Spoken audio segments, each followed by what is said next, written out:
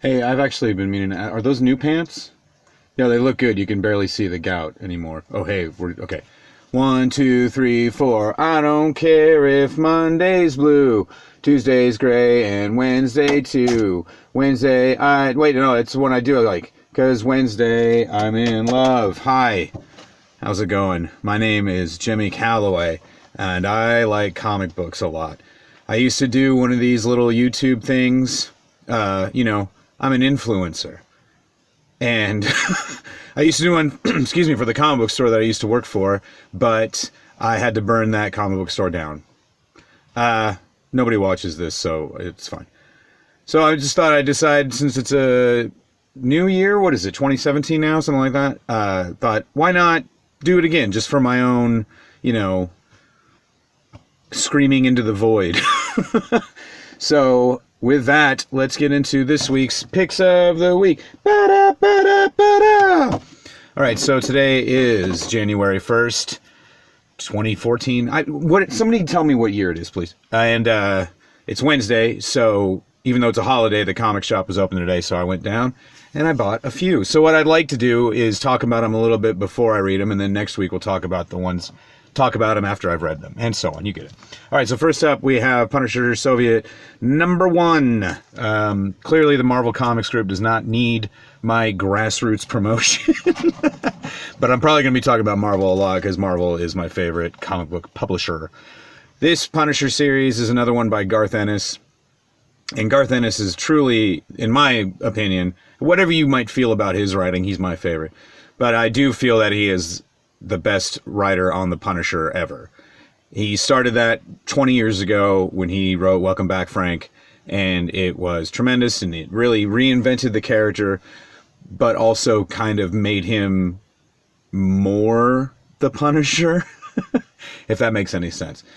This book, like a lot of the more recent Punisher minis that Ennis has done, is really more about the guy he's fighting, who in this case is an ex-Soviet agent who's also on a killing spree, and he's killing off criminals to the point where everybody thinks Frank's doing it.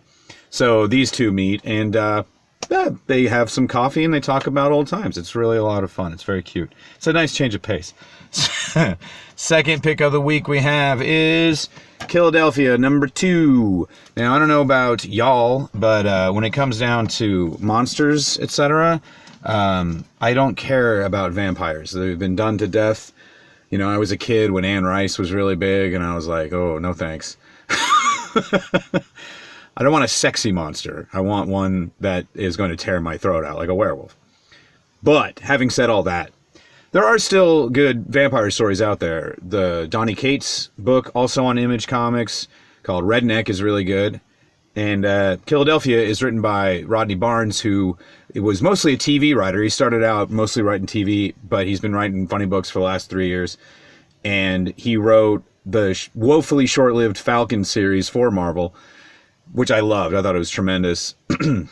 But now he's doing this one, and it's his own thing, and, you know, best of luck. I'm hoping it goes well, because he's a very good writer, and I'd like to see him writing comics, since I watch more of those than I do television. This book is also drawn, by Jason Shawn Alexander, who's a very, very good artist, and whose work I'm somewhat familiar. Like, he drew a Queen of Country arc that I know I read, but it was so long ago that I could not tell you anything about it. But yes, the artwork has been pretty good so far, so I got no complaints there either. So I'm looking forward to that. And then finally for this week, we have another book from that upstart publisher, Marvel Comics, Avengers Defenders Tarot #1.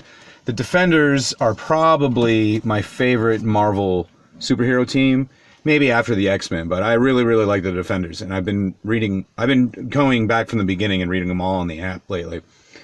And also, you know, trying to collect the issues. Hi, I just learned how to speak English like yesterday. So anyway, the Defenders, if you're unfamiliar, the kind of the crux of the concept is that they're actually a non-team. So it was just, I think initially it was Doctor Strange, the Hulk, Submariner, and the Silver Surfer, which is a very ragtag group. So, but they would come together as needed, but they didn't have a headquarters. They weren't chartered by the government like the Avengers are, blah, blah, blah, blah, blah. That seemed to be a very important distinction to make in the Bronze Age in the 70s. I'm not going to find them. But for whatever reason, I think it's mostly, I do like Bands of Misfits, hence the X-Men. And, Thunderbolts is another team book that I really like. I read the Avengers also, but I like these other teams that are, more underground. Seems so silly to talk about anything owned by Disney as being at all underground, even conceptually. All right, so that was Picks of the Week. Ba-da-ba-da-ba-da. What I would like to talk about now are the books I picked last week. Now, you didn't see last week's episode because I never uploaded it. I was just kind of testing to see if the camera on my Kindle worked at all.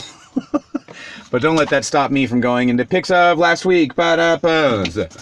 All right, so first up that came out last week, the day after Christmas, we have Criminal number 11. This is a tremendous series, always has been, never has missed a step as far as I'm concerned. Ed Brubaker and Sean Phillips first teamed up on a book entitled Sleeper.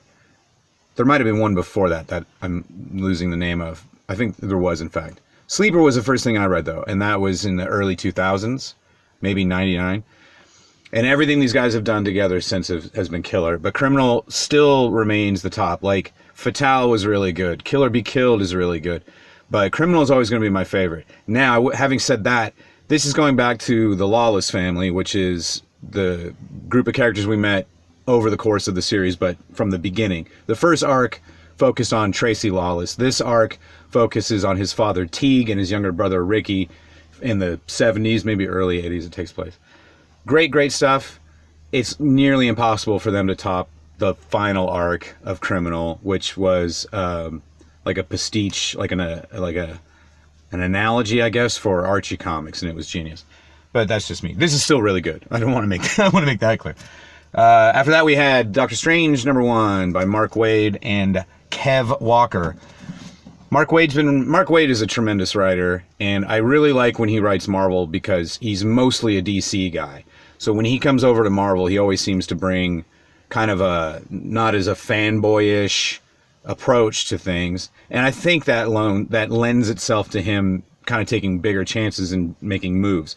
For example, in a recent Doctor Strange story, in order to save the life of a young child, he had to perform emergency surgery. But as, is his canon, his hands were destroyed in a car accident, which is what led him to become Doctor Strange. But now he says, I have to do this. So he casts a spell on his own hands to fix them, and now he's a surgeon again. Such a simple idea, really, to sort of invert the origin. And, this happens quite a bit. Spider-Man's parents will come back to life, shit like that. The Hulk and Banner will be separated, something like that. But this is something that it seems so simple that no one would have thought of it. Do you know what I mean? It's deceptively simple. And so far, it's really good. Kev Walker is also a great artist, and he's mostly he's a British guy, and so he's mostly known for 2000 AD. I think he might have drawn the previous arc with Mark Waid. I can't remember. And then finally, we have East of West number 45. This ended up being the final issue of East of West.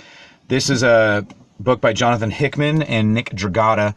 Hickman is now back over at Marvel Comics as sort of the group editor almost of the X-Men line, which is great because it's the best X-Men stuff to come out since the last, I think Children of the Atom or Battle of the Atom was the last X series that I really liked over Powers of X and House of X. Anyway, East of West is really good. I have no idea what's happening. I'm going to go back and read it from the beginning because it's not like super convoluted. I'm just not that bright. But I'll report back on that, I guess, because we're just about out of time. All right, everybody.